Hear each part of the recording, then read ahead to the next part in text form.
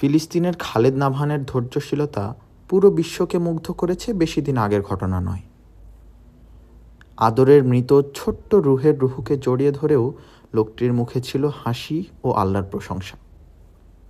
আল্লাহ তাদেরকে জান্নাতবাসী করুন। আল্লাহ কুরআনে 100-রও বেশি আয়াতে আমাদের ধৈর্যশীল হওয়ার নির্দেশ দিচ্ছেন এবং ধৈর্যশীলদের ব্যাপারে তিনি বলেন, ইন্নাল্লাহা মা'আস সাবিরিন, নিশ্চয়ই আল্লাহ ধৈর্যশীলদের সাথে আছেন। ওয়াবাশশিরিস সাবিরিন, আর সুসংবাদ দিন ধৈর্যশীলদেরকে। ওয়াল্লাহু ইউহিব্বুস সাবিরিন, আল্লাহ ধৈর্যশীলদের ভালোবাসেন। ধৈর্যশীলতা মানুষের অন্তরকে বিশুদ্ধ করে, তার জন্য দুনিয়া ও আখিরাতে কল্যাণ বয়ে আনে।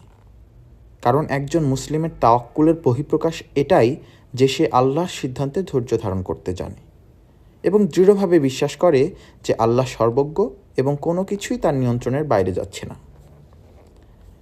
তাই কোনো বিষয় আপাত দৃষ্টিতে ক্ষতিকর মনে হলেও তার পিছনে রয়েছে আল্লাহর অসীম প্রজ্ঞা, কারণ তিনি জানেন, আমরা জানি না। অতএব আমাদের দায়িত্ব ধৈর্য সহকারে নিজের করণীয়গুলো চালিয়ে যাওয়া। পৃথিবীর মাটিতে পা রাখা সর্বোচ্চ ধৈর্য ধারণকারী মানুষটি হচ্ছেন আল্লাহর রাসূল সাল্লাল্লাহু আলাইহি ওয়াসাল্লাম। আপনি আমি নিজেকে তার অনুসারী দাবি করি, অথচ তার এই গুণটি নিজের মধ্যে গড়ে তোলার চেষ্টা করে দেখি না। কি করে হয় বলুন তো? তার সিরাত অবলোকন করলে দেখা যায়, জন্ম থেকে মৃত্যু পর্যন্ত অনবরত তার জীবনে কঠিন সময়ের ঘনঘটা। অথচ তার আচরণের কোমলতা ও শীতলতার গল্পগুলো শুনলে অন্তর জুড়িয়ে যায়।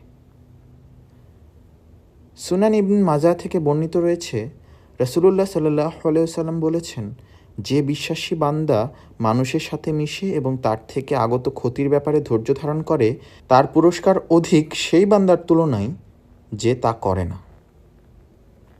আল্লাহ কুরআনে বলেন, আর আমি অবশ্যই তোমাদেরকে পরীক্ষা করব কিছু ভয়, ক্ষুধা এবং জানমাল ও ফল ফলাদির স্বল্পতার মাধ্যমে।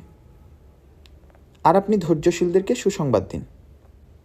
আমরা যদি আমাদের পরিবার, চারপাশ ও জীবনের ছোট বড় সকল কঠিন সময়গুলোর ব্যাপারে তাওয়াক্কুল সমেত ধৈর্য ধারণ করতে পারি, তবে এর সুফল আমরা নিজেরাই প্রত্যক্ষ করব ইনশাআল্লাহ।